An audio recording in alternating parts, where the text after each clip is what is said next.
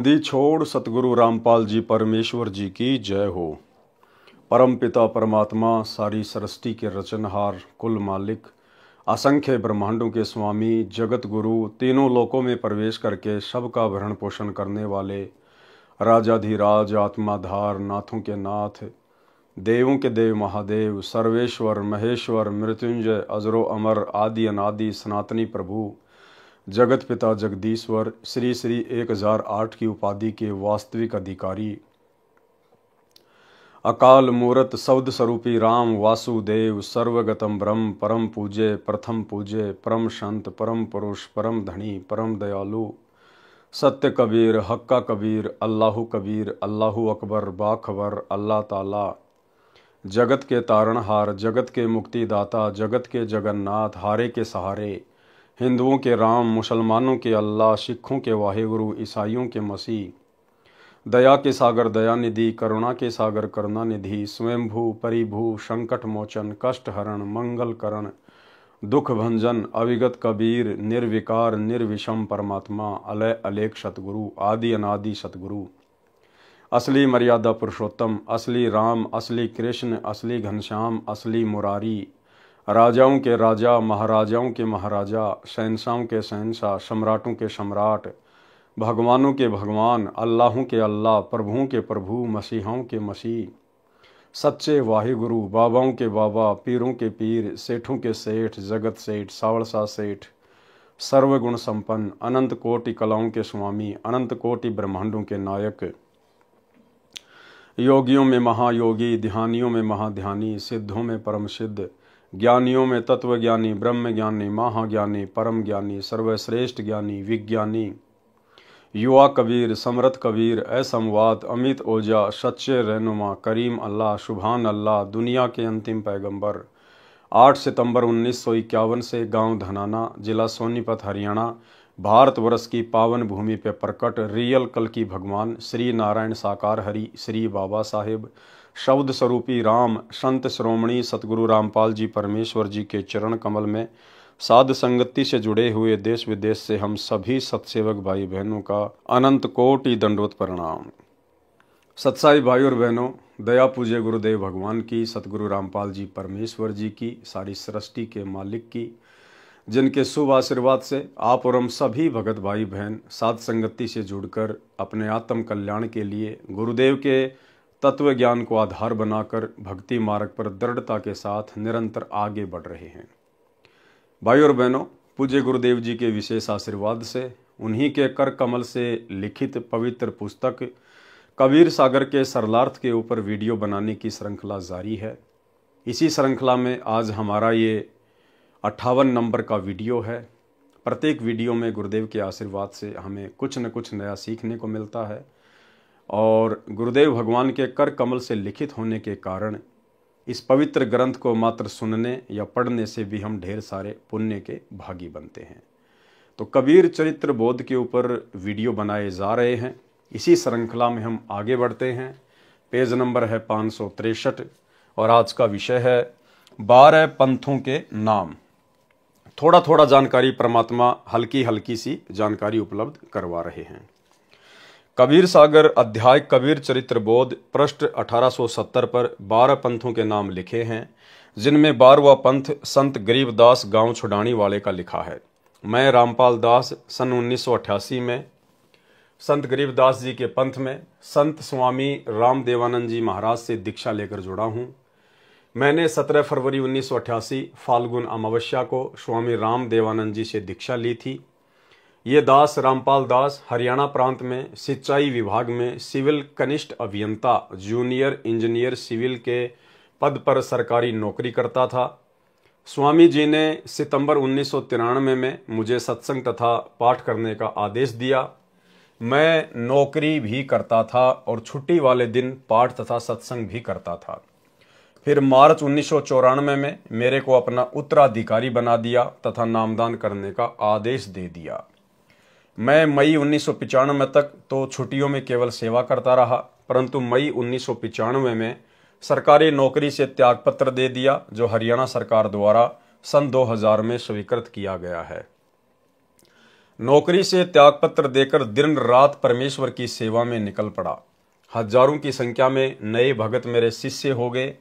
फाल्गुन शुदी प्रथमा एकम विक्रमी संवत 2054 यानी सन 1997 मार्च में परमेश्वर कबीर जी मुझे कुछ समय के लिए एक साधु वेश में मिले तथा कहा कि सार शब्द प्रदान करने का समय उचित है।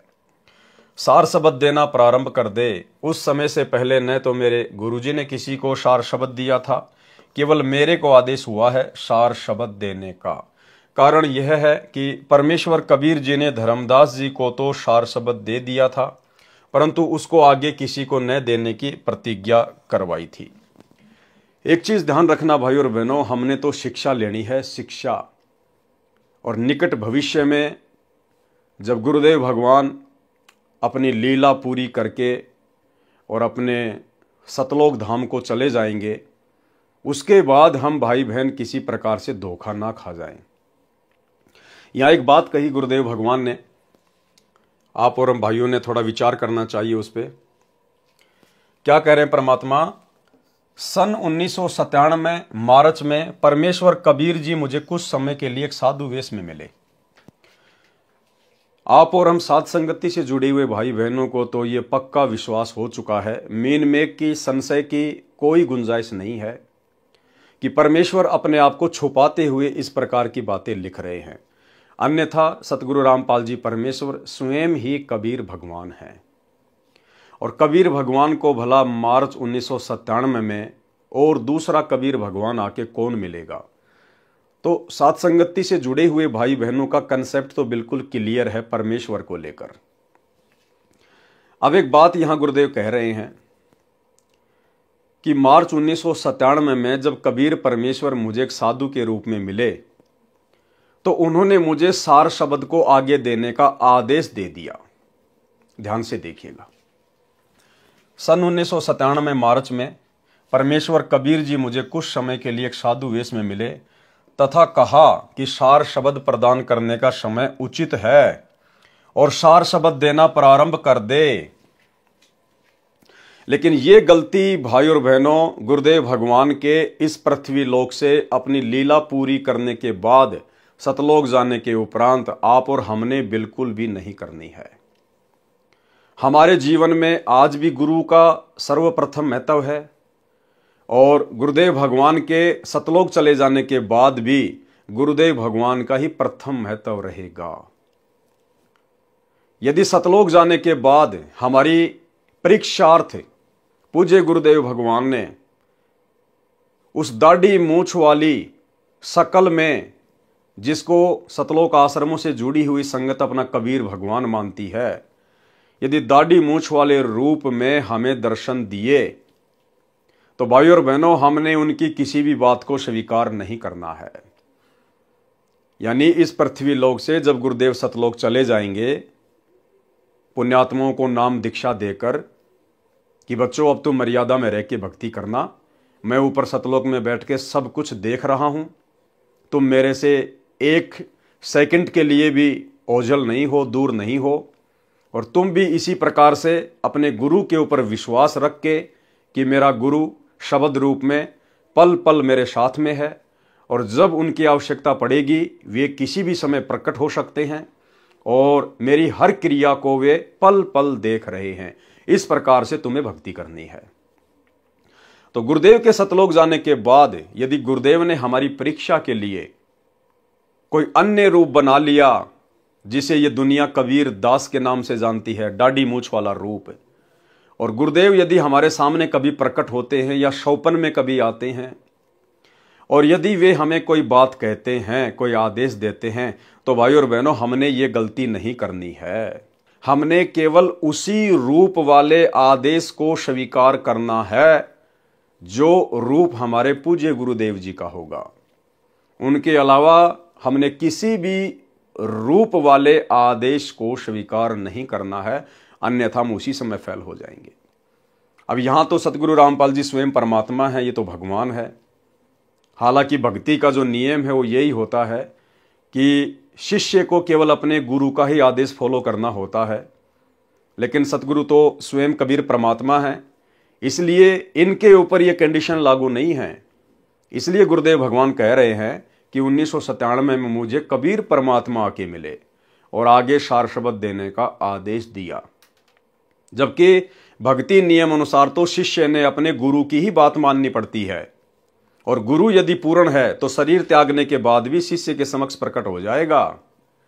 लेकिन यहां मामला अलग है, क्योंकि यहां जो आदरणीय राम देवानंद जी थे वे केवल सतगुरु रामपाल जी के मुंह बोले गुरु थे। असल में सतगुरु रामपाल जी उनके सतगुरु थे। और 1997 की बात जो गुरुदेव भगवान कह रहे हैं ये केवल अपने आप को छुपाते हुए, और कबीर सागर में परमात्मा ने 600 साल पहले धर्मदास जी के माध्यम से जो वाणी लिखवाई थी कि जब आवे 5500 पांचा तब ये वचन मेरा होगा साचा, तो उस वाणी को सत्य सिद्ध करने के लिए ये 1997 की घटना का गुरुदेव जिक्र कर रहे हैं। जबकि गुरुदेव भगवान को कोई कबीर परमात्मा किसी भी साधु वेश में आके नहीं मिला, ये स्वयं ही कबीर परमात्मा है। क्योंकि हमारे गुरुदेव यदि कोई बात कहते हैं तो भाई और बहनों गुरुदेव उसके 10-10 प्रमाण सामने रखते हैं। जिस प्रकार ब्रह्मा विष्णु महेश के माता पिता हैं, ब्रह्मा विष्णु महेश नाशवान हैं, ये केवल 3 लोक के भगवान है, इनकी जन्म और मृत्यु होती है, इन सभी बातों के गुरुदेव ने 10-10 प्रमाण दिए। लेकिन मार्च 1997 में सतगुरु रामपाल जी को कबीर परमात्मा साधु वेश में मिले और सार शब्द देकर अंतर ध्यान हो गए, इस बात का आपको कहीं कोई प्रमाण, कहीं कोई सबूत नहीं मिलेगा। और ना हमें चाहिए, क्योंकि हमें पता है कि गुरुदेव लीलामय तरीके से ये बात यहां पर क्यों लिख रहे हैं, अपने आप को छुपाते हुए। तो अब हम भाई बहनों ने समझ में आ जानी चाहिए पूरी लीला इस परमेश्वर की, जितनी हमारे लिए समझना आवश्यक है। यानी गुरुदेव के सतलोक जाने के बाद या गुरुदेव के धरती पर रहते सहते गुरुदेव के अलावा हमने किसी के भी भक्ति आदेश को स्वीकार नहीं करना है, यदि वो आदेश गुरुदेव भगवान के तत्व ज्ञान से, उनके सत्संगों से मेल नहीं खाता है। तो मार्च 1997 में परमेश्वर कबीर जी मुझे कुछ समय के लिए एक साधु वेश में मिले तथा कहा कि सार शब्द प्रदान करने का समय उचित है, सार शब्द देना प्रारंभ कर दे। उस समय से पहले न तो मेरे गुरुजी ने किसी को सार शब्द दिया था, क्योंकि गुरुदेव के मुंह बोले गुरुदेव स्वामी राम देवानंद जी के पास में सार शब्द था ही नहीं, तो भला वे देंगे किसको। केवल मेरे को आदेश हुआ है सार शब्द देने का। कारण यह है कि परमेश्वर कबीर जी ने धर्मदास जी को तो सार शब्द दे दिया था, परंतु उसको आगे किसी को न देने की प्रतिज्ञा कराई थी। धर्मदास जी वृद्ध अवस्था के कारण परिवार मोह में फंसकर प्रतिज्ञा तोड़ना चाहते थे और अपने पुत्र चूड़ामणि को सतनाम तथा सारनाम बताना चाहते थे। तब परमेश्वर कबीर जी ने कहा कि धर्मदास, मेरी योजना का नाश मत कर, तेरे पुत्र को मैं दीक्षा दूंगा, मैं ही इसको गुरुपद प्रदान करूंगा। केवल प्रथम मंत्र जो ब्रह्म गायत्री मंत्र है, उस समय केवल 5 नाम ही दिए जाते थे। वे 5 नाम कमलों में बैठे देवी देवताओं के हैं, जो परमेश्वर कबीर जी ने शब्द कर नैनो दीदार महल में प्यारा है में लिखे हैं, तथा वे ही संत गरीबदास जी ने ब्रह्म वेदी नामक अंग में लिखे हैं। परमेश्वर कबीर जी ने ये ही 5 नाम चूड़ामणि जी को दीक्षा में दिए थे। अब सोचो भाई और बहनों, 650 साल पहले परमात्मा ने जिस आत्मा को गुरु पद दिया, जिस आत्मा को निमित्त बनाया, उसको तो केवल बीच बीच के 5 मंत्र ही दे रहे हैं। प्रथम मंत्र भी पूरा नहीं दिया, ना सतनाम दिया, ना सारनाम दिया। फिर बोला धर्मदास जी जो अधिकारी नहीं थे, उनको सार शब्द कैसे दे देंगे, उनको सतनाम कैसे दे देंगे। धर्मदास जी को भी केवल बीच बीच के 5 ही मंत्र मिले थे। लेकिन यहां पर गुरुदेव भगवान ने इन बातों का जिक्र करना अति आवश्यक था, ताकि ये सिद्ध हो सके कि ये कबीर परमात्मा इस नाम दीक्षा के प्रोसीजर को 3 चरणों में पूरा करता है। केवल इस बात को सत्य सिद्ध करने के लिए कबीर सागर में इस प्रकार की बातें लिखी हुई हैं। अन्यथा धर्मदास जी को परमेश्वर जी ने कंप्लीट भक्ति का कोर्स नहीं दिया था, और सार शब्द सार नाम तो उस समय देना ही नहीं था। परमेश्वर ये सार शब्द तो उस आत्मा को देते हैं जो आत्मा स्वयं मिट जाएगी, लेकिन परमेश्वर की मर्यादाओं को खंडित नहीं होने देगी, अपने गुरुदेव के वचन को नहीं तोड़ेगी, वो आत्मा स्वयं टूट जाएगी। जबकि आगे चल के आप देखिएगा धर्मदास जी की क्या हालत हो गई। परिवार मोह में, अपने पुत्र मोह में इस कदर व्याकुल हो गए, परमात्मा के वचन को तोड़ने की सोच बैठे थे। देखिए आगे। तथा वे ही संत गरीबदास जी ने ब्रह्म वेदी नामक अंग में लिखे हैं। परमेश्वर कबीर जी ने यही 5 नाम चूड़ामणि जी को दीक्षा में दिए थे तथा इन्हीं को आगे दीक्षा रूप में देने का आदेश दिया था। चूड़ामणि जी को तो सतनाम जो 2 अक्षर का है, जिसमें एक ओम है तथा एक अन्य मंत्र है, भी नहीं दिया था। यानी चूड़ामणि जी को जो अधिकारी था उसको परमात्मा ने सतनाम भी नहीं दिया था। जब धर्मदास जी अधिक व्याकुल हो गए, कहा कि हे प्रभु, मेरे वंशजों को न तो सतनाम मिला न सार शब्द मिला, इनका कल्याण कैसे होगा? आप तो कह रहे हो कि तेरे 42 वंशों को पार करूंगा। परमेश्वर कबीर जी ने कहा कि जब कलयुग 5505 वर्ष पूरा होगा तब 12वां पंथ चल चुका होगा, जो काल मेरे नाम से चलाएगा। मैं उस 12वें पंथ में चलकर आऊंगा। क्या कह रहे हैं? मैं उस 12वें पंथ में चलकर आऊंगा। और पहले गुरुदेव भगवान जिक्र कर चुके हैं कि ये दास 17 फरवरी 1988 को गरीबदास जी के 12वें पंथ में आदरणीय रामदेवानंद जी से उपदेश प्राप्त करके आ चुका था। तो कबीर कौन हुआ? स्वयं हमारे गुरुदेव भगवान हुए। मैं उस 12वें पंथ में चलकर आऊंगा, तब सर्व सृष्टि दीक्षित होकर भक्ति करके पार होगी, तब तेरे वंशज भी पार होंगे। कबीर परमेश्वर जी ने धर्मदास जी की कमजोरी समझ ली थी। अब बताओ, ऐसी कमजोर आत्मा को जो आगे चलकर अपने गुरु के वचन को तोड़ने जा रही थी, क्या परमात्मा अंतर्यामी नहीं थे? क्या ऐसी आत्मा को परमात्मा वो अनमोल जड़ी बूटी सार शब्द देंगे? कभी नहीं। कबीर परमेश्वर जी ने धर्मदास जी की कमजोरी समझ ली थी। कहा था कि कबीर सागर अध्याय कबीर वाणी में पृष्ठ 137 983 पर, धर्मदास मेरी लाख दुहाई, मूल शब्द कहीं बार न जाई, पवित्र ज्ञान तुम जग में भाखो, मूल ज्ञान गोई तुम राखो। मूल ज्ञान बाहर जो पर ही, बिचली पीढ़ी हंस नहीं तरही, 33 अरब ज्ञान हम भाखा, मूल ज्ञान गोए हम राखा। मूल ज्ञान तुम तब लग छुपाई, जब लगी 12 पंथ मिट जाई। जीव धर्म बोध पृष्ठ 1937 पर लिखा है कि सत्य कबीर वचन, धर्मदास मेरी लाख दुहाई, सार शब्द बाहर ना जाई, सार शब्द बाहर जो परी है, बिचली पीढ़ी हंस नहीं तरी है। युगन युगन तुम सेवा कीन्या, सार शब्द तब ही पहचीन्या, अंकुरी जीव होए जो कोई, सार शब्द अधिकारी सोई। धर्मदास तब वचन उचारा, तारो मोही सहित परिवारा, पितामह सखा समेता, सब ही पार कर कृपा की नेता। तेई अवसर सतगुरु विशाना, का मांगे कछु मांग न जाना, तारो सकल सृष्टि को भाई, तुम तो आप रे उरझाई। या में नहीं कछु दोष तुम्हारा, काल पुरुष तुमरी मति मारा। परमेश्वर कबीर जी ने धर्मदास जी से कहा था कि यह वास्तविक मूल ज्ञान तथा सार शब्द कहीं बाहर यानी तेरे मेरे से अन्य के पास न जाए। यदि यह सार शब्द बाहर चला गया तो बिचली पीढ़ी यानी जब कलयुग 5505 वर्ष बीतेगा, वह कलयुग में भक्ति का मध्य वाला चरण होगा। वह बिचली पीढ़ी का समय कहा है कि हंस पार नहीं हो पाएंगे। कबीर परमेश्वर जी ने कबीर सागर में कबीर वाणी पृष्ठ 137 983 पर स्पष्ट किया है कि प्रथम चरण कलयुग निर्याना, तब मगर मांडो मैदाना। भावार्थ, परमेश्वर कबीर जी ने कलयुग का प्रथम चरण यानी प्रथम पीढ़ी का समय वह कहा है जिस समय वे मगहर नगर से सशरीर सत्यलोक गए थे। इसलिए कहा है कि वह प्रथम चरण होगा। फिर कलयुग के अंत में तो कोई भी व्यक्ति योग्य नहीं रहेगा, सब कृतघ्नी हो जाएंगे। इसलिए बिचली पीढ़ी का समय वह बताया है जब कलयुग 5505 वर्ष पूरा हो जाएगा।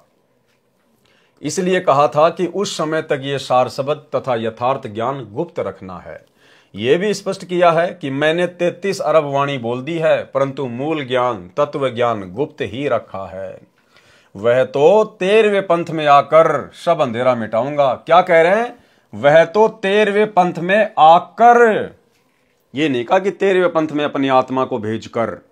और जहां जहां परमेश्वर इस प्रकार के शब्दों का यूज करते हैं कि मैं अपना अंश भेजूंगा, तो भाई और बहनों, गुरुदेव भगवान अपने आप को छुपाते हैं और जगह जगह परमात्मा स्पष्ट भी कर रहे हैं कि वह तो 13वें पंथ में आकर सब अंधेरा मिटाऊंगा। और वैसे भी भाई और बहनों, इस काल लोक में फैला ये अज्ञान का अंधेरा उस कबीर परमेश्वर के अलावा भला और मिटा भी कौन सकता है। कबीर बानी पृष्ठ 134 980 पर 13 पंथों के गुण बताए हैं। कहा है कि 12वें पंथ होए उजियारा, 13वें पंथ मिटे शकल अंधियारा। यानी 12वां पंथ जो गरीबदास जी का था, उसमें केवल परमेश्वर के ज्ञान का हल्का हल्का उजियारा होगा, संपूर्ण ज्ञान नहीं होगा। और जब 13वां पंथ शुरू हो जाएगा सन 1994 में, उसके बाद 13वें पंथ मिटे शकल अंधियारा, यानी अज्ञान का फिर नामो निशान ही समाप्त हो जाएगा पूरे विश्व से। भावार्थ, 12वां पंथ संत गरीबदास जी का है। उनके द्वारा परमेश्वर कबीर जी ने अपनी महिमा तथा यथार्थ ज्ञान की वाणी गूढ़ शब्दों में बुलवाई तथा लिखवाई। अब ये दास रामपाल दास उसी संत गरीबदास जी के पंथ से जुड़ा है। ये 13वां पंथ है। अब सब अज्ञान अंधेरा समाप्त हो गया है।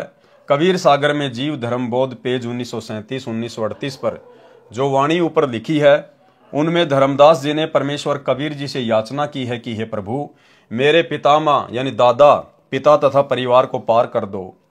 तब परमेश्वर कबीर जी ने कहा कि तूने क्या मांगा, तुम्हें मांगना भी नहीं आया, मैं तो सारी सृष्टि को पार कर दूं, ये तेरा दोष नहीं है, तेरी बुद्धि काल निरंजन ने समाप्त कर दी है। अब बताओ भाई और बहनों, सार शब्द देने की बाद की बातें हो रही हैं। ये परमात्मा कह रहे तेरी बुद्धि काल ने समाप्त कर दी है। तो वो अंतर्यामी परमात्मा भला धर्मदास जी को कैसे सार शब्द दे देते। तुम्हें मांगना भी नहीं आया, मैं तो सारी सृष्टि को पार कर दूं, ये तेरा दोष नहीं है, तेरी बुद्धि काल निरंजन ने समाप्त कर दी है। अधिक ज्ञान अनुराग सागर के सारांश में पढ़ें, उसमें स्पष्ट किया है कि तेरे 42 पीढ़ी के यानी बिंद वालों की मुक्ति नाद यानी जो शिष्य परंपरा से गुरु पद पर होगा उससे होगी, यानी सतगुरु रामपाल जी से। अनुराग सागर पृष्ठ 138 256 से 142 260 तक के सारांश में इसी पुस्तक में पढ़ें। अनुराग सागर के पृष्ठ 142 260 पर बिंद तुम्हारा नाद संग जावे, देखत दूत मन ही पछतावे। यानी धर्मदास जी की जो वंश परंपरा वाले हैं, जो दामा खेड़ा वाले हैं या अन्य जो नकली कबीर पंथी हैं, वो यदि बिंद तुम्हारा यानी धर्मदास जी का बिंद, धर्मदास जी के वंशज नाद संग जावे। नाद कौन? सतगुरु रामपाल जी परमेश्वर, जो कि शिष्य परंपरा के तहत जिन्होंने 1994 में अपना 13वां कबीर पंथ शुरू किया है। उसके बाद देखत दूत मन ही पछतावे, उसके बाद जो काल के दूत हैं वो मन ही मन में पछताएंगे कि ये आत्माएं तो पार हो जाएंगी। परमेश्वर कबीर जी ने जान लिया कि धर्मदास को कोई भी मेरी शिक्षा प्रभाव नहीं कर रही है। अब देखो भाई और बहनों, आपको कितने प्रमाण मिलेंगे कि धर्मदास जी को परमेश्वर ने ओरिजिनल सार शब्द नहीं दिया, ओरिजिनल सार नाम नहीं दिया। यहां बार बार क्या कह रहे हैं गुरुदेव कि धर्मदास के ऊपर मेरी एक भी शिक्षा का असर नहीं हुआ, एक भी शिक्षा का। तो भला कैसे उनको सार नाम दे देते परमात्मा। परमेश्वर कबीर जी ने जान लिया कि धर्मदास को मेरी कोई भी शिक्षा प्रभाव नहीं कर रही है।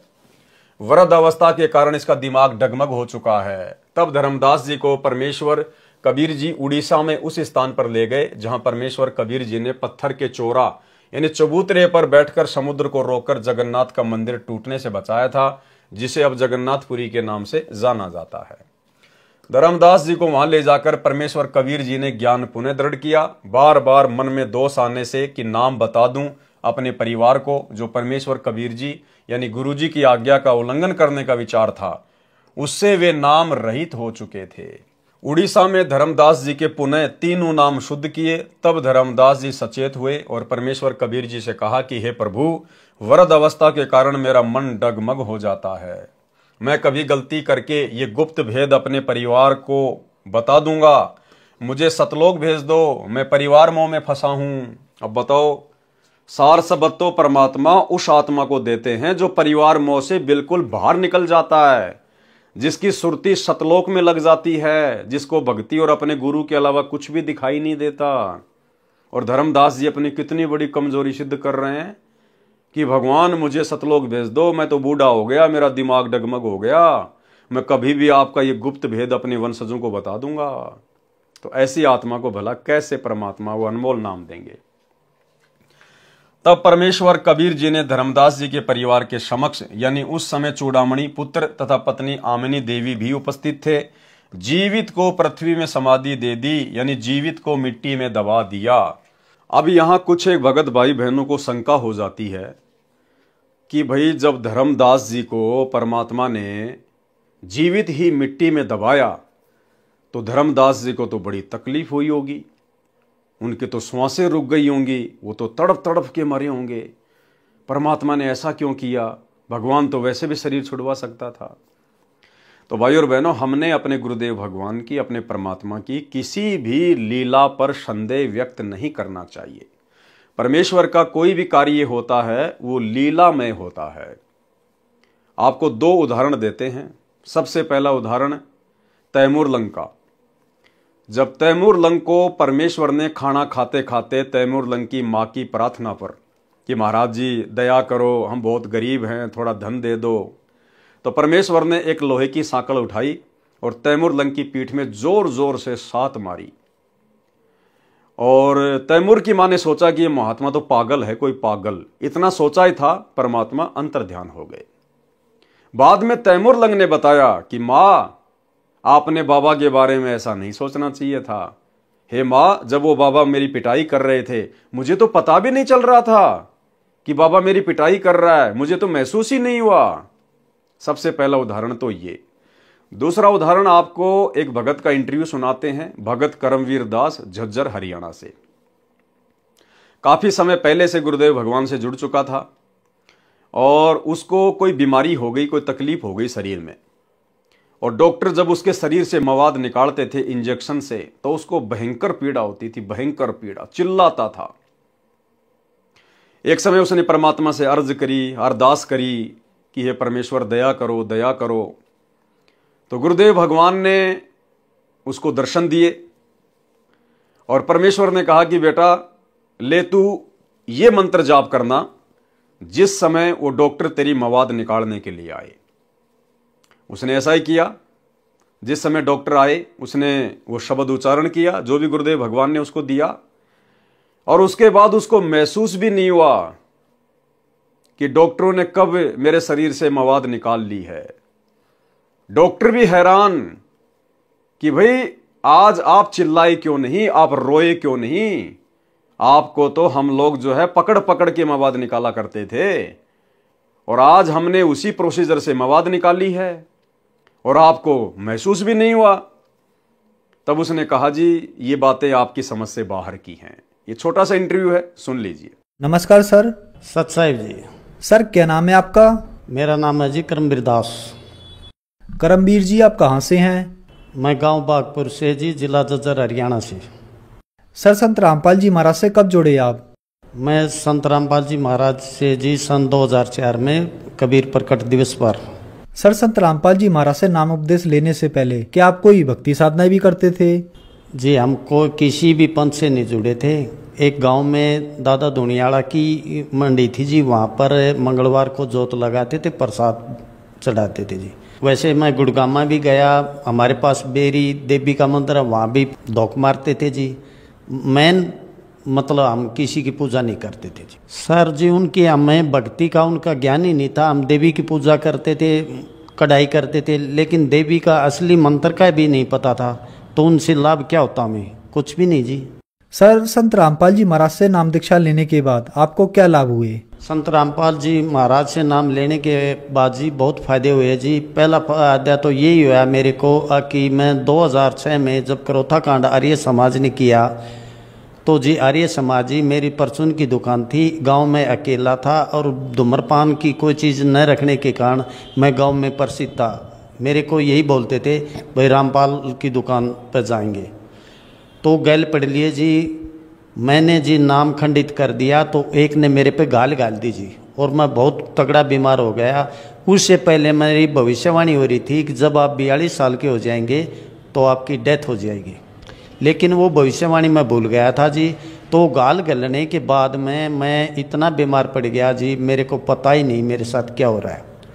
कहीं से भी दवाई लो जी, कोई भी दवाई असर नहीं करें। तो मैं एक दिन गुरुजी ने रात को 12 बजे जब काल कहते हैं कि ये तपस्या पर भूनता है, तो मेरे को महसूस हो रहा था जी, मेरे को मन बिल्कुल नंगा और तपस्या पर काल मेरे को भून रहा था। गुरुजी ने आकर मेरे हाथ पकड़ कर उठाया और कहा, बेटे क्या कर रहे हो? क्या करूं गुरुजी, कि मेरे साथ बंदर गैल पड़ लिए, इसलिए मैंने नाम खंडित कर दिया जी। गुरुजी ने कहा, जी आपको पहले ही सूचित किया गया था कि 2006 में एक तूफान आएगा, लेकिन हम तुच्छ बुद्धि जीव उसको नहीं समझ सके जी। उसके बाद जी मैं मेडिकल में गया। मेडिकल में गुरुजी को मेरे साक्षात दर्शन होते रहे जी। जब जोतबत्ती करता तो गुरुजी जैसे आप मेरे सामने हैं ये है, तो ऐसे गुरुजी मेरे पास रहते और मैं गुरुजी से बातें करता रहता। तो घर वाले कहते इसके दिमाग में फ़र्क हो गया, भाई ये गर्म गोली खा गया, अरे कुछ ही बैंडता। गुरुजी ने मेरे को सतलोक दिखाया जी, तीनों लोगों का ज्ञान करवाया। मैं घर की सारी बात बताता रहा, लेकिन गुरुजी घर वालों ने मेरे पे विश्वास नहीं किया। बड़ा भाई तो ये कहता भाई इसके दिमाग में फ़र्क हो गया। जब मैंने कहा कि आपने गरीबदास की वाणी सुनी है, गरीबदास को भी बावला बता दिया था इस क्या कर ले इस दुनिया साणी को, तो मैं सच बोल रहा हूँ, लेकिन मेरे को विश्वास, मेरी बात पर विश्वास नहीं किया। जब मेरे को मेडिकल रोहतक में ले जाया गया तो मेरे कमर में पानी बता दिया जी। पहले दिन पानी निकालने लगे तो जी पानी नहीं निकला। गुरुजी संत रामपाल जी के दर्शन हुए, वो मेरे साथ में खड़े हो गए, मेरे टीचर के पास मैं पड़ा हुआ था।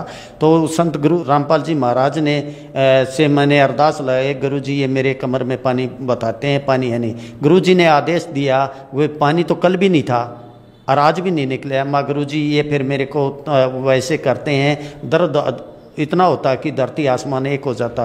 तो संत रामपाल जी महाराज ने मेरे को एक विधि बताई, मैं अपने आपे से, अपने शरीर से बाहर हो गया। अब भाई जब भी ये क्रिया करते हैं, ये अपना काम करते हैं, इनके कार्य में बाधा मत डालो, और जो करते हैं कर रहे हैं। जो आपकी बीमारी थी वो मैंने काट दी, अब तो ये अपनी क्रिया करने दो।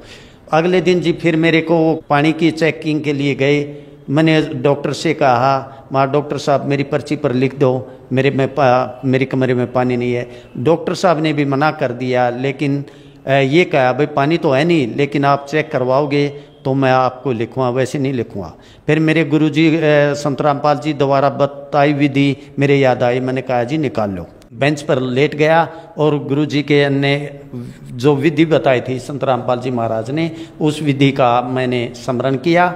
तो उन्होंने पानी निकाला, पानी निकला नहीं। मेरे को पता नहीं मेरे साथ क्या हो रहा है। तो जब वो कहे, बड़ा भाई था, छोटा लड़का था जी, तो वो कहने लगे चल भाई उठ। तो मैं हंस रहा था, तो वो कहने लगे भाई कल तो तू किल के मार के रो रहा था, आज तू हंस रहा है। मैंने उनको यही कहा, आज मेरे पास कोई शक्ति थी, मालिक मेरे साथ में खड़े थे, उन्होंने मेरे को ये दिया, मेरे को किसी प्रकार का भी कोई दर्द नहीं हुआ। तो भाई और बहनों, आप लोगों को यकीन हो जाना चाहिए, जब ये परमात्मा अपनी लीला करता है तो लीला को कोई समझ में नहीं पाता है। तो हमने अपने गुरुदेव भगवान की किसी भी बात के ऊपर संशय या संदेह व्यक्त नहीं करना चाहिए। परमात्मा जो करते हैं वही करते हैं जो उनको उचित लगता है, तो हमने कोई संदेह नहीं करना चाहिए। पुण्यात्माओं, विचार करो, सतनाम तथा सार शब्द सुरक्षित रखने के लिए अपनी प्यारी आत्मा धर्मदास जी को भी जीवित पृथ्वी में दबा दिया, तो वे मंत्र कितने महत्वपूर्ण हैं। जैसा कि धर्मदास जी से परमेश्वर कबीर जी ने कहा है, जीव धर्म बोध पृष्ठ 1934 पर, युगन युगन तुम सेवा कीन्या, ताते सार शब्द में चीन्या। भावार्थ, हे धर्मदास, तुमने युगों युगों भक्ति की है, तब तुझे ये सार शब्द समझ में आया है, तब ही ये तुझे मिला है। तो हे प्रिय पाठकों, विचार करो, आप पिछली पीढ़ी में जन्मे हो और जिन्होंने दीक्षा ले ली और अब सार शब्द भी मिल चुका है, तो आप कितने पुण्यकर्मी हो। इसलिए यह दीक्षा लेकर मर्यादा में रहकर भक्ति करके कल्याण करवाना। संत गरीबदास जी ने कहा है कि ये संसार समझदा नहीं, कहंदा शाम दोपहरे नू, गरीबदास ये वक्त जात है, रोगे इस पैरे नू। कबीर चरित्र बोध पृष्ठ 1870 पर 12 पंथों के नाम लिखे हैं। नंबर 1, नारायण दास का पंथ। वास्तु में यह चूड़ामणि वाला पंथ है जो धर्मदास के वंश द्वारा दामाखेड़ा में चलाया जा रहा है। पूरा विवरण इसी पुस्तक में कबीर बाणी के पृष्ठ 134 980 से 137 983 तक के सारांश में पढ़ें, जिस पर पहले वीडियो बन चुका है। कृपया देखें कबीर सागर के अध्याय कबीर चरित्र बोध के पृष्ठ 1870 की फोटोकॉपी, जिसमें 12वां पंथ गरीबदास जी का है। ये सत्य है। दूसरा, जागू यानी यागू दास ये भी ठीक है, शेष सब सत्य हैं, परंतु प्रथम नारायण दास गलत है, क्योंकि नारायण दास ने तो परमेश्वर कबीर जी का ज्ञान स्वीकार ही नहीं किया था। वे तो आजीवन श्री कृष्ण पुजारी रहे थे। आज भी बांधवगढ़ में श्री कृष्ण जी का मंदिर विद्यमान है। ये उसकी फोटोकॉपी है जो गुरुदेव भगवान ने यहाँ पर लगाई है। कबीर चरित्र बोध पृष्ठ 1871 पर महाप्रलय का वर्णन गलत है। यथार्थ वर्णन इसी पुस्तक में पृष्ठ 71 से 77 तक पढ़ें, जिसके ऊपर पहले वीडियो बन चुके हैं। कबीर चरित्र बोध पृष्ठ 1874 से 1876 तक कबीर जी का सत्यलोक गमन का वर्णन है। ये बहुत ठीक है। यथार्थ जानकारी कृपया आगे पढ़ें। कबीर चरित्र बोध पृष्ठ 1876 पर लिखा है कि कबीर जी का आदि में यानी पहले कोई शरीर नहीं था तथा न अंत में मगर में कोई शरीर था। वह तेज पुंज का प्राकाट्य था। लेखक का भावार्थ है कि कबीर जी निराकार हैं। कबीर चरित्र बोध पेज 1884-1885 पर कबीर जी के लोक और हंसों का वर्णन गलत है। लिखा है कि जब मुक्त हंस सतलोक में जाता है तो उसके शरीर का प्रकाश करोड़ों सूर्य तथा चांद से भी अधिक हो जाता है। यह गलत वर्णन है। यथार्थ ज्ञान यह है कि एक मुक्त हंस के शरीर का कुल प्रकाश 16 सूर्यों के समान होता है। कबीर चरित्र बोध पेज 1886 पर लिखा है कि जब संसार से मुक्त होकर जीव शतलोक में प्रवेश करता है तो वहां के हंस यानी जीव नीचे से गए हंसों की आगवानी के लिए सतलोक से बाहर निकलते हैं, गले मिलते हैं, प्रसन्न होकर कहते हैं कि बहुत दिनों से बिछुड़े हंस आज हमसे मिले हैं। सब मिलजुल कर सत्य पुरुष के दर्शन कराने को लेकर जाते हैं। सत्य पुरुष के निकट जाकर दंडवत प्रणाम करते हैं। शतलोक में वास यानी निवास करते हैं। आओ विचार करें। एक तरफ तो कबीर पंथी कहते हैं कि शतलोक में सत्य पुरुष केवल प्रकाश है, साकार नहीं है। फिर सत्य पुरुष के दर्शन करना, उसके निकट जाकर दंडवत प्रणाम करना, ये भी लिखा है। फिर लिखा है कि जब नीचे से मुक्त सतलोक जाते हैं तो वहां के निवासी सतलोक से बाहर निकल कर आते हैं।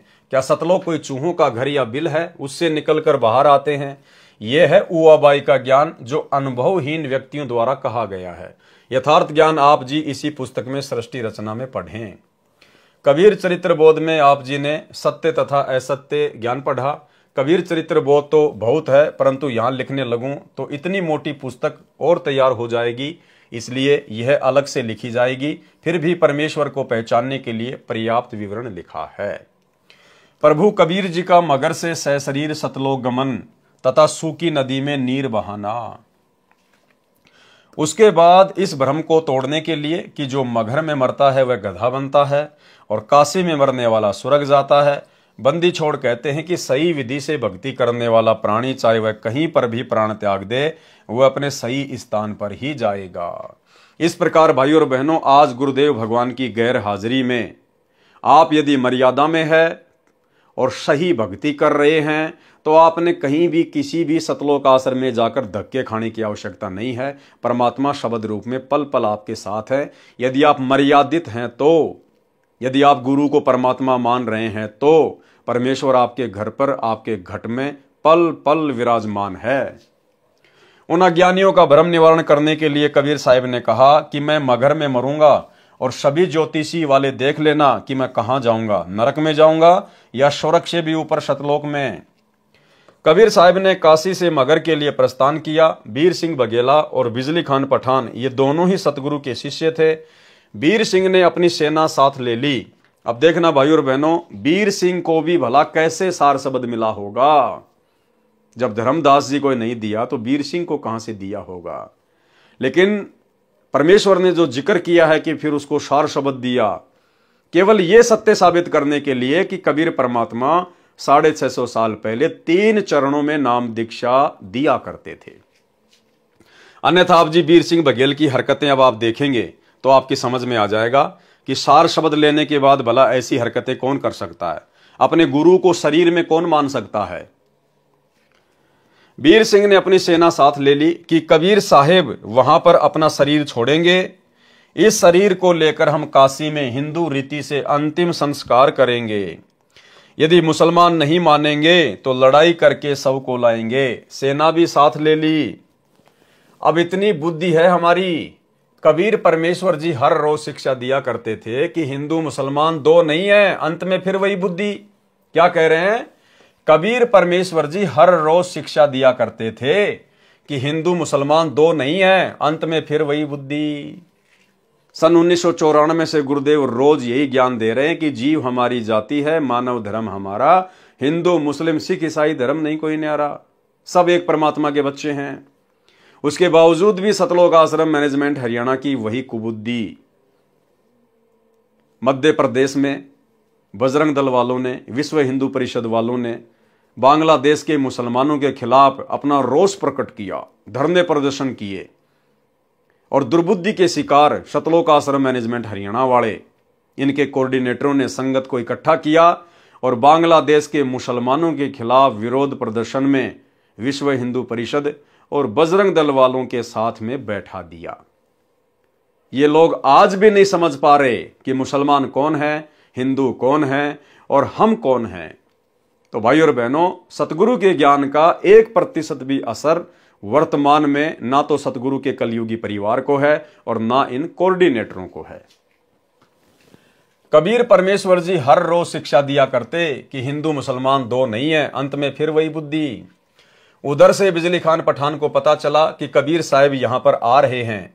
बिजली खान पठान ने सतगुरु तथा सर्व आने वाले भक्तों तथा दर्शकों की खाने तथा पीने की सारी व्यवस्था की और कहा कि सेना तुम भी तैयार कर लो, हम अपने पीर कबीर साहिब का यहाँ पर मुसलमान विधि से अंतिम संस्कार करेंगे।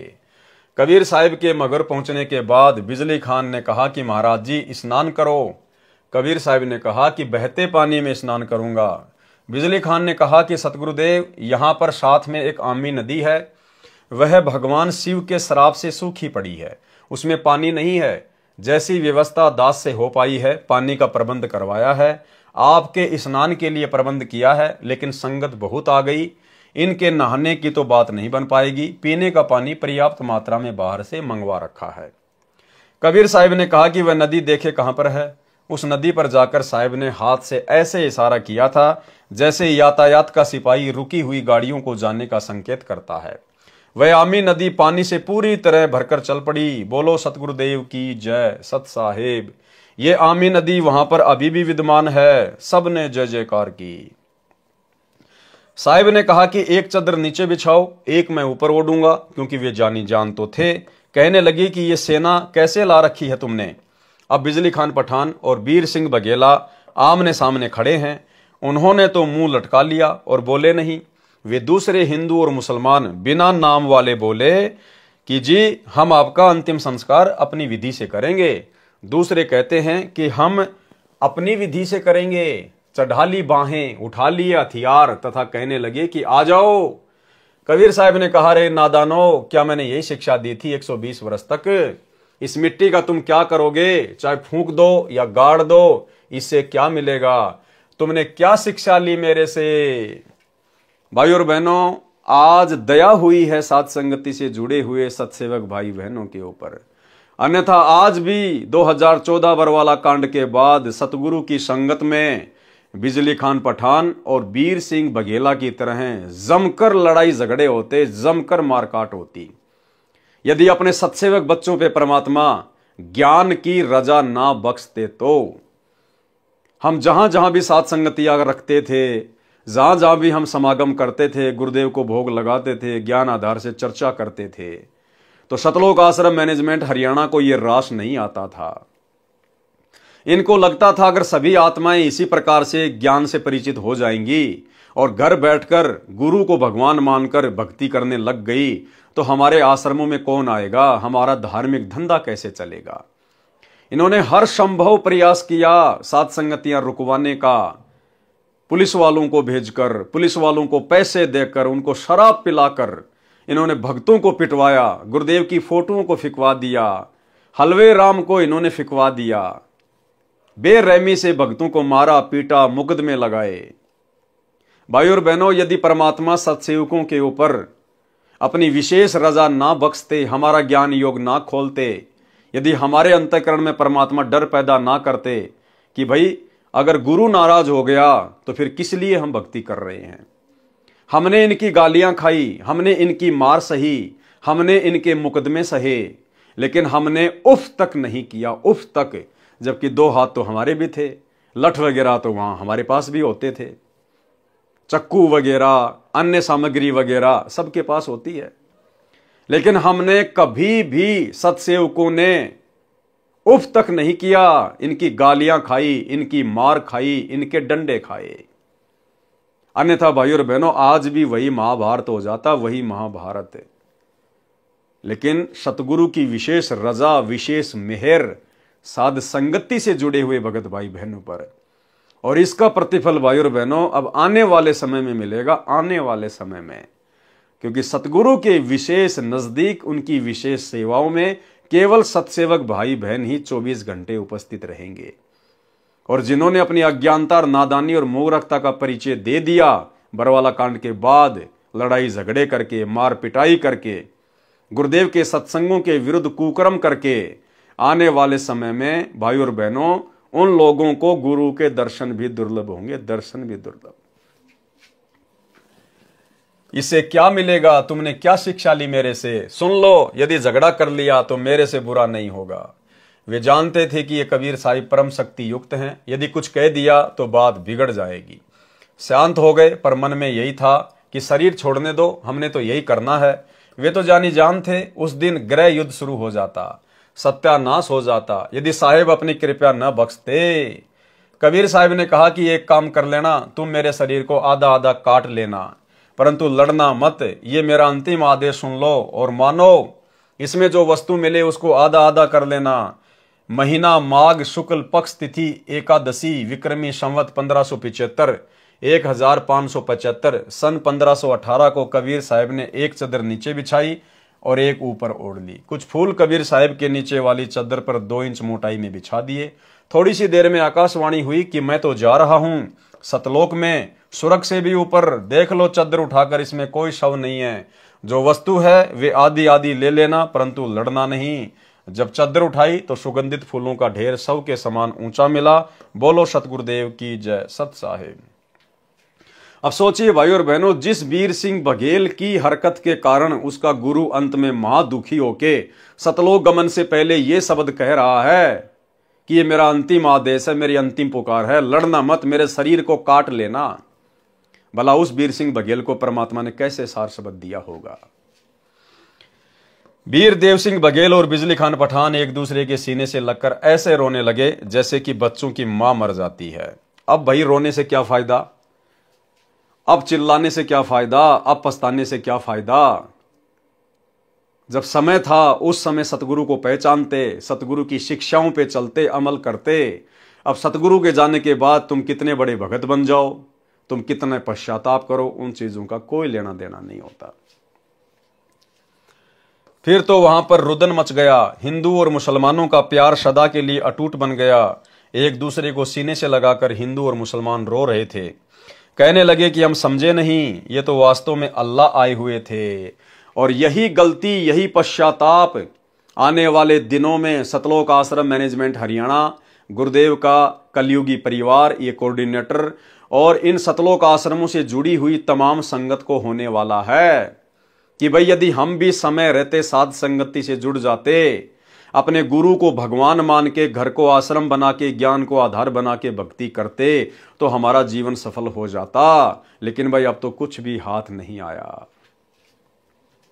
और ऊपर आकाश में प्रकाश का गोला जा रहा था। बोलो सतगुरुदेव जी की जय, सत साहिब।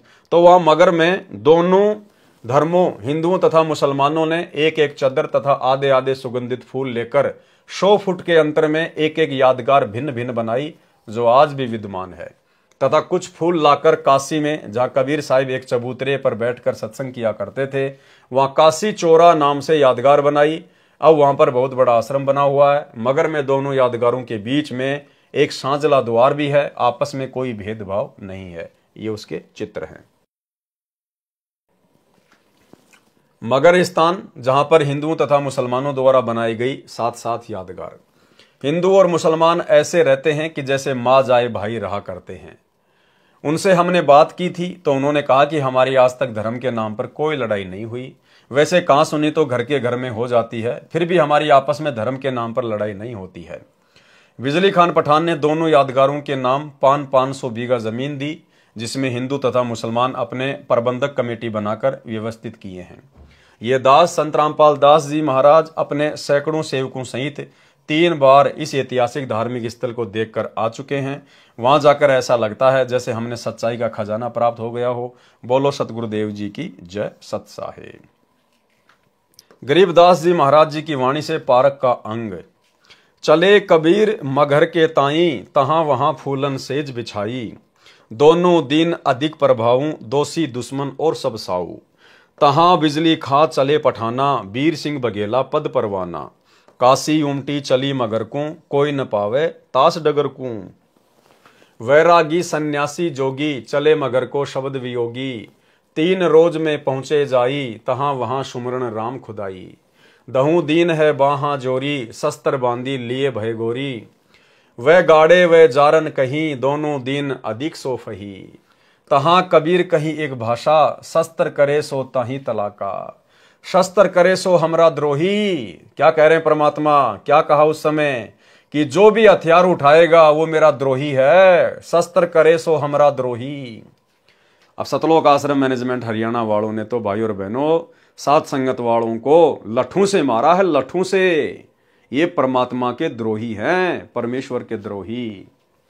शस्त्र करे सो हमरा द्रोही, जाकी पैज पिछोड़ी होई। सुन बिजली खां बात हमारी, हम हैं शब्द रूप निराकारी। वीर सिंह बघेला विनती करी है, हे सतगुरु तुम किस विधि मरी है। अब बताओ, वीर सिंह बघेला कह रहा कि भगवान आप कैसे मरोगे, किस प्रकार से मरोगे, शरीर छोड़ोगे या सह शरीर जाओगे? बताओ कैसे उसको सार शब्द मिला होगा। वीर सिंह बघेला विनती करी है, हे सतगुरु तुम किस विधि मरी है। तावा चादर फूल बिछाए, सीजिया छाड़ी पद ही समाये। 2 चादर दहु दीन उठावे, ताके मध्य कबीर न पावे। तहां वहां अविगत फूल सुवासी, मगर घोर और चोरा काशी। अविगत रूप अलख निर्वाणी, तहां वहां नीर छीर दिया छानी। दोहा शंख जुगन जुग जगत में, पद परवानी है न्यार। गरीब दास कबीर हुरी, अविगत अधरी आधार। बंदी छोड़ गरीबदास जी महाराज जी की वाणी से सदग्रंथ प्रश्न नंबर 781 782। कीन्या मगर पियाना सतगुरु, कीन्या मगर पियाना सतगुरु, कीन्या मगर पियाना हो। दोनों दिन चले संग जाके, हिंदू मुसलमाना हो। दोनों दिन चले संग जाके, हिंदू मुसलमाना हो। मुक्ति खेत को छोड़ चले हैं, तज काशी अस्ताना हो। मुक्ति खेत को छोड़ चले हैं, तज काशी अस्ताना हो। शाह सिकंदर कदम लेते हैं, शाह सिकंदर कदम लेते हैं, बादशाह सुल्ताना हो। दोनों दिन चले संग जाके, हिंदू मुसलमाना हो। देखो भाई और बहनों, यहां परमात्मा ने मुक्ति खेत कहा है। मुक्ति खेत यानी इस पृथ्वी लोक पर जन्म प्राप्त करके ही मुक्ति प्राप्त की जा सकती है। तो कितना बड़ा सौभाग्य! ये आप और हमारी अपनी कोई कोशिश नहीं है। गुरुदेव भगवान हमें इस 21 ब्रह्मांड के असंख्य छोटे छोटे ब्रह्मांडों से निकाल निकाल के और इस पृथ्वी लोक पर मनुष्य शरीर में, स्त्री या पुरुष के शरीर में और इस कलयुग की बिचली पीढ़ी में लेके आए हैं। अन्यथा भाई और बहनों, मोक्ष के तो केवल सपने ले सकते हैं। इस पृथ्वी लोक पर मनुष्य शरीर प्राप्त किए बिना और इस पूर्ण सतगुरु के शरण में आए बिना, और वो भी एक कलयुग की बिचली पीढ़ी, मोक्ष संभव नहीं। तो ये सारा का सारा जुगाड़ गुरुदेव भगवान ने स्वयं जोड़ा है, इसलिए हमने इसको सीरियस लेना है। 4 वेद के वक्ता संग हैं, खोजी बड़े बयाना हो। 4 वेद के वक्ता संग हैं, खोजी बड़े बयाना हो। सालिग्राम सूरत से सेवै, सालिग्राम सूरत से सेवै, ज्ञान समुंदर दाना हो। दोनों दिन चले संग जाके, हिंदू मुसलमाना हो। सट दर्शन जाके संग चाले, गावत वाणी नाना हो। सट दर्शन जाके संग चाले, गावत वाणी नाना हो। अपना अपना इष्ट संभाले, अपना अपना इष्ट संभाले, बाचे पोथी पाना हो। दोनों दिन चले संग जाके हिंदू मुसलमाना हो। चादर फूल बिछाए सतगुरु देखे सकल जिहाना हो। चादर फूल बिछाए सतगुरु देखे सकल जिहाना हो। चार दाग से रहत जुलैदी, चार दाग से रहत जुलैदी, अविगत अलख अमाना हो। दोनों दिन चले संग जाके हिंदू मुसलमाना हो। वीर सिंह बघेला कर विनती, बिजली खान पठाना हो। वीर सिंह बघेला कर विनती, बिजली खान पठाना हो। दो चादर बख्शीश करी है, दो चादर बख्शीश करी है, दीन्यायो परवाना हो। दोनों दिन चले संग जाके हिंदू मुसलमाना हो। नूर नूर निर्गुण पद मेला, देख भय हैराना हो। नूर नूर निर्गुण पद मेला, देख भय हैराना हो। पद ल्यो लीन भय अविनाशी, पद ल्यो लीन भय अविनाशी, पाए पिंड न प्राणा हो। दोनों दिन चले संग जाके हिंदू मुसलमाना हो। शब्द स्वरूप साहिब सरबंगी, शब्दें शब्द समाना हो। शब्द स्वरूप साहिब सरबंगी, शब्दें शब्द समाना हो। दास गरीब कबीर अरस में, दास गरीब कबीर अरस में, फर्क ध्वजा निशाना हो। दोनों दिन चले संग जाके हिंदू मुसलमाना हो। जब कबीर साहेब सतलोक जा रहे थे, उस समय आदि माया प्रकृति ने फिर जाल बिछाया। एक सुंदर स्त्री अप्सरा का रूप बनाकर कबीर साहेब को भोग विलास के लिए प्रेरित करती है। ये शिक्षा है भाई और बहनों, आप और हमारे लिए। जिस प्रकार हमारा यहां से शरीर छूटेगा और जब हम सूक्ष्म शरीर में ऊपर की यात्रा करेंगे त्रिकुटी के लिए, तो इसी प्रकार से भाई और बहनों आप और हमारे साथ भी छल बल किए जाएंगे 72 करोड़ अप्सराओं के द्वारा। अन्य जो युवा सुंदर सुंदर जो काल के दूत होंगे, जो पुरुष होंगे, उनके द्वारा माता बहनों को अपने षड्यंत्र में फंसाने के लिए। और जैसी हमारी सोच भोग विलास को लेकर, गंदे कर्मों को लेकर, जैसी हमारी सोच इस पृथ्वी लोक पर स्थूल शरीर में रहेगी, ज्यों की त्यों सूक्ष्म शरीर में विद्यमान रहेगी। और जिसके सूक्ष्म शरीर में वो सोच विद्यमान होगी, वो भाई और बहनों 101% इस काल के षड्यंत्र में फंसेगा। इसलिए परमेश्वर अपनी वाणियों में कहते हैं कि भग भोग्या भग उपजय, और भग से बचा न कोई, और जो कोई भग से बचे भगत कहावे सोई। यानी जिस दिन आप इस भोग विलास वाले कर्म से दूर होंगे, उस दिन तो आपकी भक्ति शुरू होगी। आप वास्तव में एक भगत की कैटेगरी में समझे जाएंगे। तो ये आप और हम भगत भाई बहनों के लिए शिक्षा है। और देखो कितनी बड़ी रजा कर दी गुरुदेव भगवान ने साध संगति से जुड़ी हुई आत्माओं के ऊपर। इसलिए दास बार बार कहता है कि जो साध संगति है वो पूर्ण मोक्ष प्राप्ति के लिए सतगुरु रामपाल जी भगवान का ट्रेनिंग सेंटर है। यदि आप सतलोक के लिए एक नेक हंस बन सकते हैं तो साध संगति से जुड़कर ही बन सकते हैं, दूसरा कोई तरीका नहीं है। और गुरुदेव भगवान के विशेष आशीर्वाद से, उनकी रजा के बिना तो यह संभव ही नहीं है कि युवा अवस्था में 25-25, 30-30 वर्ष की उम्र में सतसेवक भाई बहन आपस में जो पहले पति पत्नी के रिश्ते में थे, अब भाई बहन के रिश्ते में कन्वर्ट हो चुके हैं।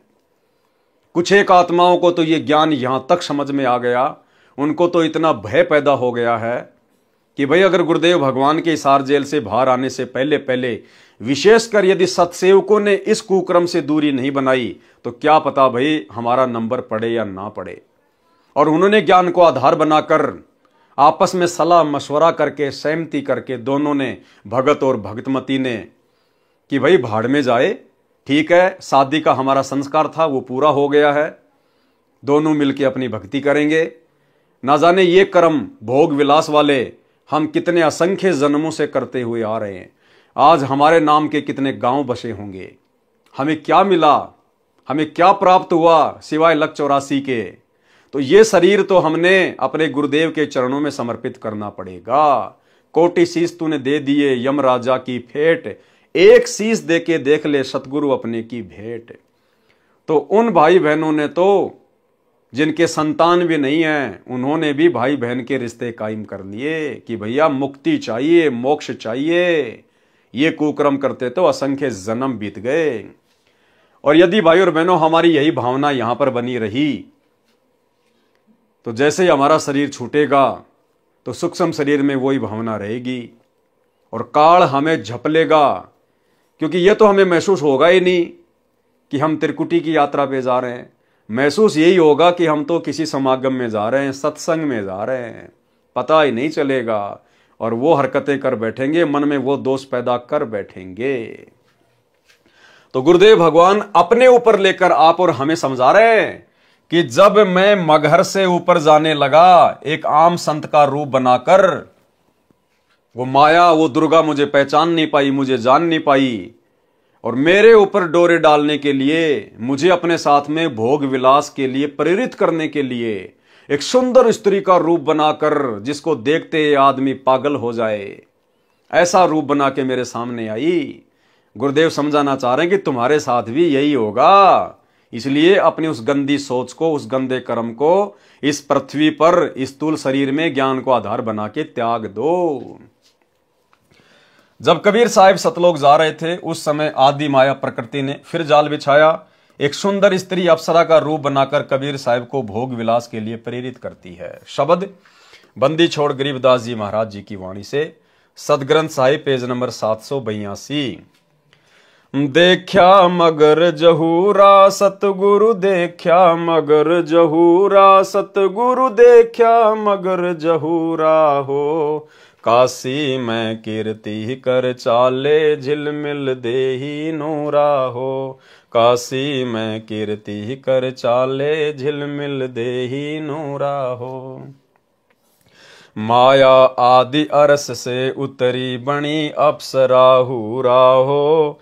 माया आदि अरस से उतरी बनी अप्सरा हूरा हो। हम तो बरे कबीर पुरुष को, हम तो बरे कबीर पुरुष को, तू है दुल्ला पूरा हो। काशी में कीर्ति कर चाले झिलमिल देही नूरा हो। माया कहे कबीर पुरुष से देखो बदन जहूरा हो। माया कहे कबीर पुरुष से देखो बदन जहूरा हो। अरस विमान सुरग में मंदिर, अरस विमान सुरग में मंदिर, भोगे हमको सूरा हो। काशी में कीर्ति कर चाले झिलमिल देही नूरा हो। वो माया, वो दुर्गा अपने बाप के सामने आके खड़ी होगी लेकिन पहचान नहीं पाई और कहा कि देखो मेरा शरीर कैसे झिलमिल कर रहा है, देखो बदन जहूरा हो। अर्धनग्न होके खड़ी हो गई और कह रही है मैं तुम्हें अरस विमान दूंगी, मैं तुम्हें स्वर्ग में स्थान दूंगी, आप मेरे साथ में भोग विलास कीजिएगा।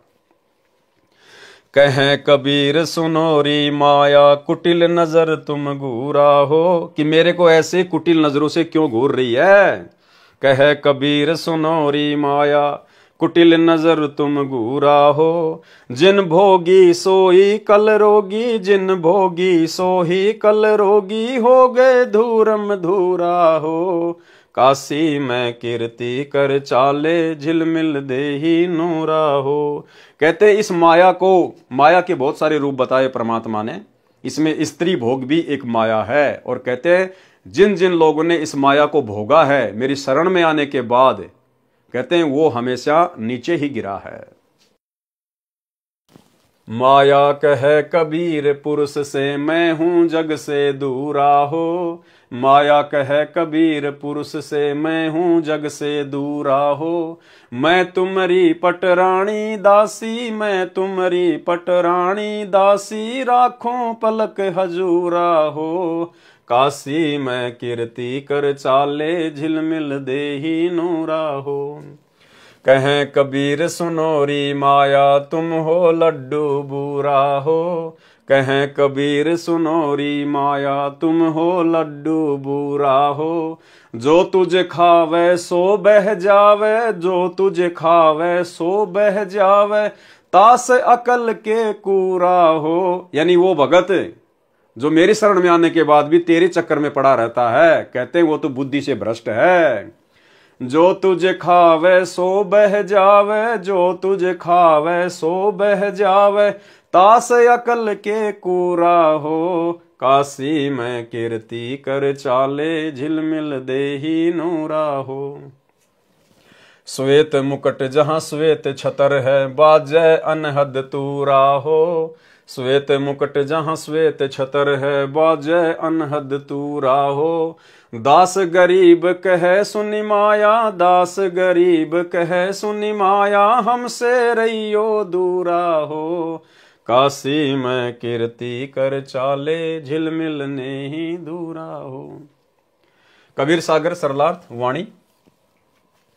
माया सतगुरु से अटकी, माया सतगुरु से अटकी। फिर ये दुर्गा कबीर परमात्मा सतगुरु रामपाल जी भगवान के साथ में वाद विवाद करने लगी। जब देखा कि ये सीधे तरीके से मेरे जाल में नहीं फंस रहा है, फिर वाद विवाद करने लगी। माया सतगुरु से अटकी, माया सतगुरु से अटकी, जोगनी हमरे क्यों भटकी, जोगनी हमरे क्यों भटकी। कि मेरे रास्ते में क्यों आ रही है, मैं तो भगत हूं परमात्मा का, मुझे तो मोक्ष प्राप्त करना है, मैं इस माया वाया के चक्कर में पड़ने वाला नहीं हूं। यानी आप और हमारी भी सोच यही होनी चाहिए।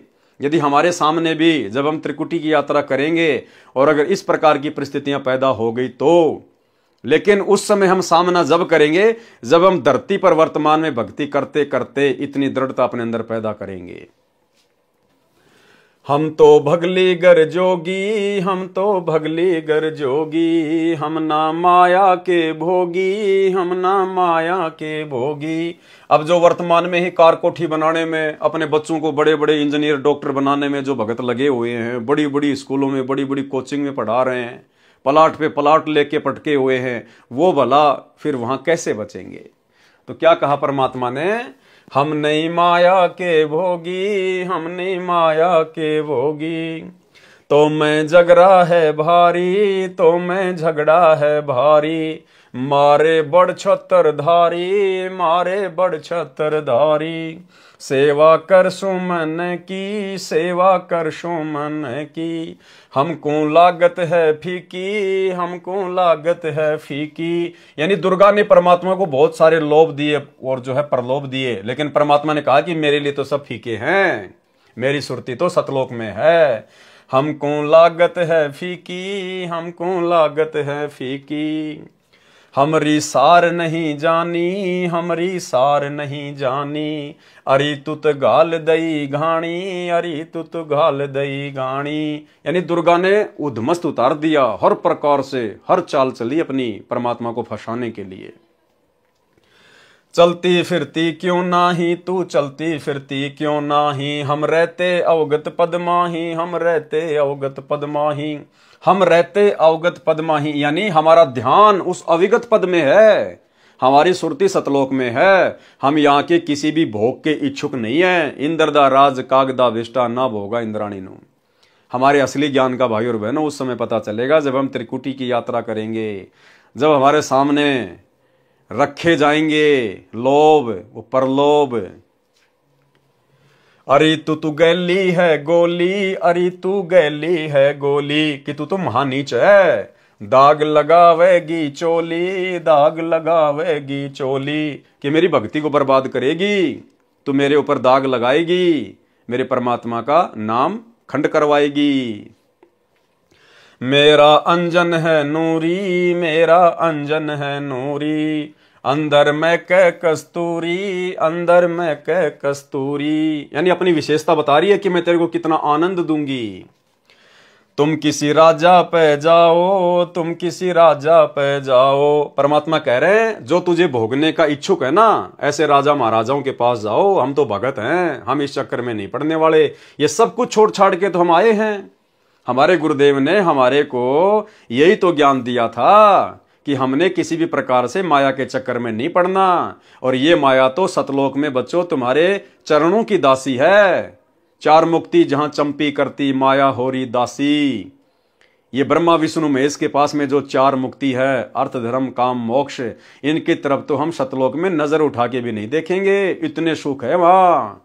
जैसे किसी के घर में स्कॉर्पियो गाड़ी खड़ी है, वो साइकिल की तरफ देखता भी नहीं है।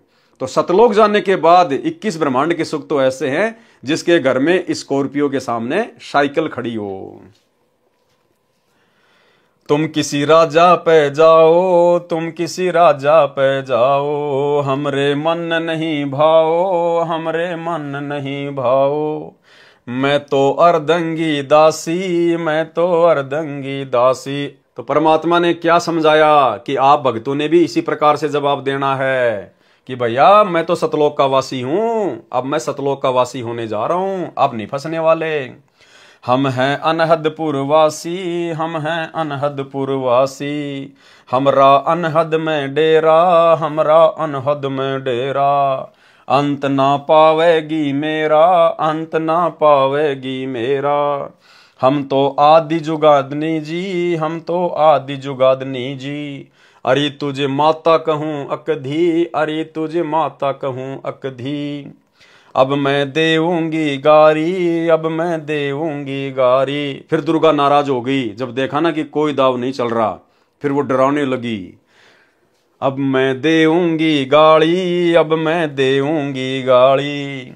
हम तो जोगी ब्रह्मचारी, हम तो जोगी ब्रह्मचारी। कि भैया हम तो सतगुरु के हंस हैं, सतगुरु के भक्त हैं, हमारे ऊपर गाली गलौज का कोई असर नहीं पड़ता है। आसन बांधूंगी जिंदा, आसन बांधूंगी जिंदा। गल में डारूंगी फंदा, गल में डारूंगी फंदा। आसन मुक्तारी माई, आसन मुक्तारी माई। तीनों लोक ना अंघाई, तीनों लोक ना अंघाई। हमरे द्वारे क्यों रोवो, हमरे द्वारे क्यों रोवो। किसी राजा राणे कूंजो, किसी राजा राणे कूंजो। कि मेरे पास में तेरी पार नहीं बसाएगी, तू ऐसों के पास जा जहां पर तेरी दाल गले। हमरे भांग नहीं भूनी, हमरे भांग नहीं भूनी। परमात्मा बोले हम ऐसे नहीं हैं जो किसी नशे वशे में आके भांग वांग पी के हैं, या किसी इच्छा के वशीभूत होके हम तेरे चक्कर में आ जाएंगे। हमरे भांग नहीं भूनी, हमरे भांग नहीं भूनी। माया शीस कूट रोणी, माया शीस कूट रोणी। फिर अंत में सिर पीट के दुर्गा भाग गई वहां से कि भैया ये तो कोई तगड़े संत की शरण में है, ये तेरे जाल में फंसने वाला नहीं है। हमरे भांग नहीं भूनी, हमरे भांग नहीं भूनी। माया शीस कूट रोणी, माया शीस कूट रोणी।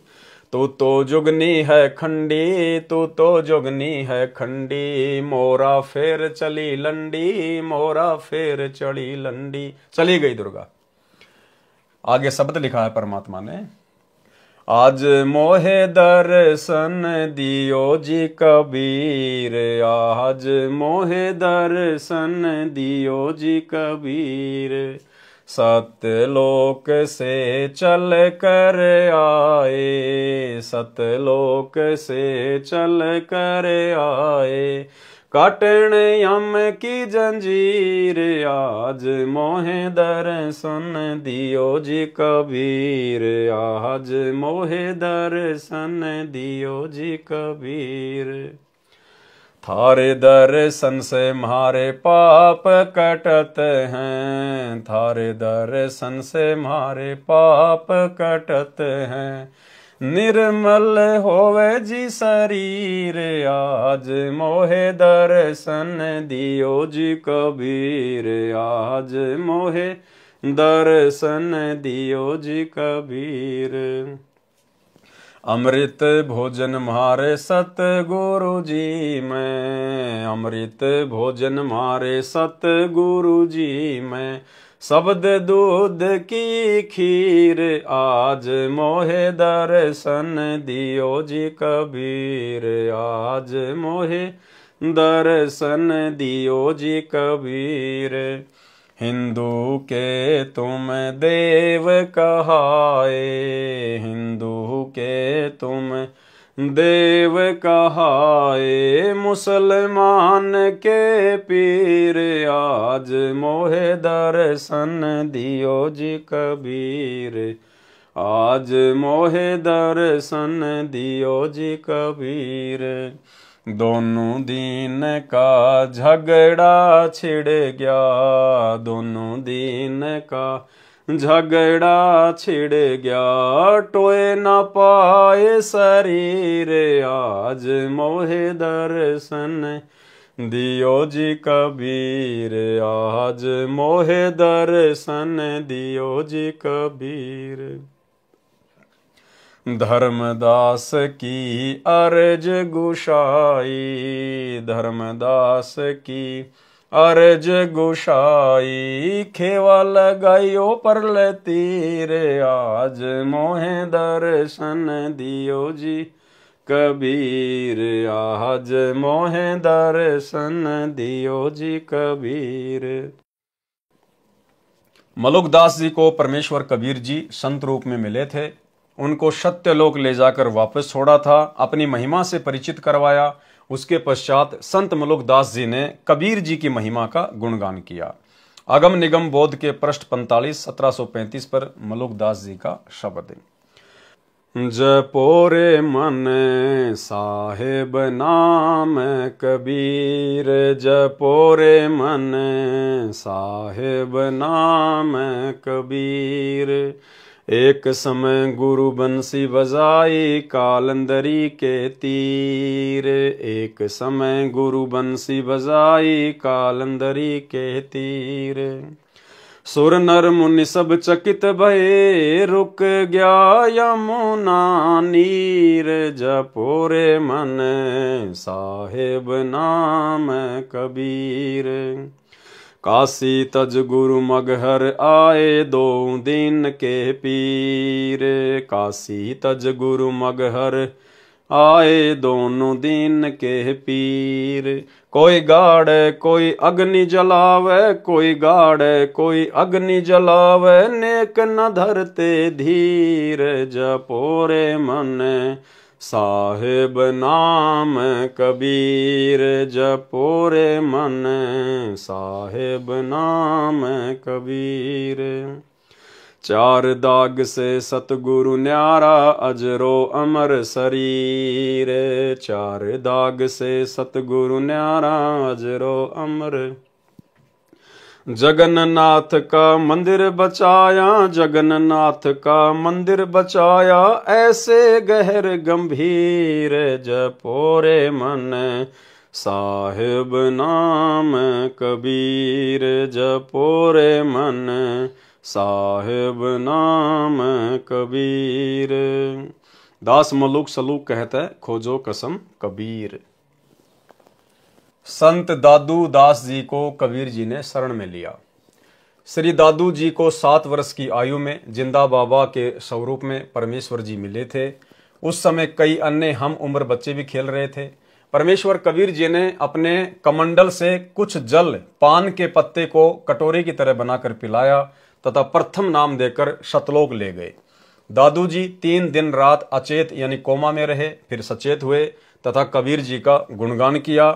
जो बच्चे श्री दादू जी के साथ खेल रहे थे उन्होंने गांव में आकर बताया कि एक बूढ़ा बाबा आया था, उसने जादू जंत्र का जल दादू को पिलाया था, परंतु दादू जी ने बताया था कि जिन मोकू निज नाम दिया सोए सतगुरु हमारे, दादू दूसरा कोई नहीं कबीर सिरजनहार। दादू नाम कबीर की जय कोई लेवे ओट, ताको कबू लागे नहीं काल बजर की चोट। केरी नाम कबीर है विषम काल गजराज, दादू भजन परताप से भागे सुनत आवाज। अब हो तेरी सब मिटे जन्म मरण की पीर, श्वास उसास सुमर ले दादू नाम कबीर। स्पष्टीकरण, संत मलुकदास जी तथा संत दादू दास जी को परमेश्वर संत गरीबदास जी की तरह सतलोक जाने के पश्चात मिले थे। ये प्रकरण कबीर सागर में नहीं था, बाद में लिखा गया है। अगम निगम बोध पेज 44 1734 पर नानक जी का शब्द है, वाह वाह कबीर गुरु पूरा है, वाह वाह कबीर गुरु पूरा है। पूरे गुरु की मैं बलि जाऊं, पूरे गुरु की मैं बलि जाऊं, जाका सकल जहूरा है, वाह वाह कबीर गुरु पूरा है, वाह वाह कबीर गुरु पूरा है। अधर दुलूचे पड़े गुरुवन के, अधुर दुलूचे पड़े गुरुवन के, शिव ब्रह्मा जासूरा है, वाह वाह कबीर गुरु पूरा है, वाह वाह कबीर गुरु पूरा है। श्वेत ध्वजा फरकत गुरुवन की, श्वेत ध्वजा फरकत गुरुवन की, बाजत अनहद तूरा है, वाह वाह कबीर गुरु पूरा है, वाह वाह कबीर गुरु पूरा है। पूर्ण कबीर सकल घट दरस, पूर्ण कबीर सकल घट दरस, हरदम हाल हजूरा है, वाह वाह कबीर गुरु पूरा है, वाह वाह कबीर गुरु पूरा है। नाम कबीर जप बड़े भागी, नाम कबीर जप बड़े भागी, नानक चरण को धूरा है, वाह वाह कबीर गुरु पूरा है, वाह वाह कबीर गुरु पूरा है। अगम निगम बोध पेज 46 पर प्रमाण दिया है कि महादेव जी के पूज्य इष्ट देव कबीर परमेश्वर जी हैं। ये बोध सागर से उसकी फोटोकॉपी है, जो कि ये बनावटी है। ये जो संस्कृत है ये किसी कबीर पंथी ने अपनी तरफ से बना के लिखी हुई है। ये फोटोकॉपी कबीर सागर के अध्याय अगम निगम बोध के पेज 46 की है। इसमें किसी अन्य ने यह महादेव पार्वती का प्रकरण लिखा है, यह शुद्ध संस्कृत नहीं है। फिर भी सच्चाई यह है कि पार्वती ने पूछा कि आप जिस कबीर की महिमा बताते हो वह कौन है। श्री शिव जी ने गोल मोल उत्तर दिया, कैसे कर्ता वैसे ब्रह्म तथा रैसे सब में रमणे के कारण परमात्मा कबीर कहलाता है। वास्तव में परमेश्वर कबीर जी तीनों देवताओं श्री ब्रह्मा जी, श्री विष्णु जी तथा श्री शिव जी को उनके लोकों में जाकर मिले थे, उनको शिष्य बनाया था। संत गरीबदास जी ने इसको बहुत अच्छा सत्य वर्णन किया है। वह इस प्रकार है, आदि अंत हमरे नाही, नई मध्य मिलावा मूल, ब्रह्मा ज्ञान सुनाइया धरी पिंडा अस्तूल। श्वेत भूमि को हम गए जहां विष्णु विशंबर नाथ, हरियम हीरा नाम दे अष्ट कमल दल स्वात। हम बैरागी ब्रह्म पद सन्यासी महादेव, सोहम नाम दिया शंकर को करे हमारी सेव। आप जी ने पढ़ा कि शिव जी ने कबीर जी को अपना प्रभु माना है। उपरोक्त वर्णन में परमेश्वर कबीर जी ने काल ब्रह्म तथा उसके पुत्रों की पूजा का ज्ञान तथा लाभ हानि बताई। परमेश्वर जी ने स्पष्ट किया है कि कबीर तीन देव की जो करते भक्ति, उनकी कबूना होवे मुक्ति। ब्रह्मा विष्णु महेश माया और धर्मराया कहिए, इन पांचों मिल प्रपंच बनाया, वाणी हमरी लइये। कबीर सागर के अध्याय कबीर चरित्र बोध का सारांश संपूर्ण हुआ। सत साहिब। तो भाइयों बहनों, आज के वीडियो में केवल इतना ही। पूज्य गुरुदेव भगवान के आशीर्वाद से कल रात्रि 8 बजे फिर से एक नए वीडियो में एक विशेष जानकारी के साथ परमात्मा की बहुत ही मार्मिक वाणियां आदि ग्रंथ से, सदग्रंथ साहिब से परमेश्वर की वाणियों को हम पढ़ेंगे। अति आनंद आएगा क्योंकि ये स्वयं सिद्ध वाणियां हैं। तो कल रात्रि 8 बजे सभी भाई बहन फिर से लाइव जुड़िए दास के Facebook page Pawan Das is live के ऊपर। तब तक गुरुदेव भगवान हम सबको आज्ञा दें, इजाजत दें, आशीर्वाद दें। बंदी छोड़ सतगुरु रामपाल जी भगवान की जय हो।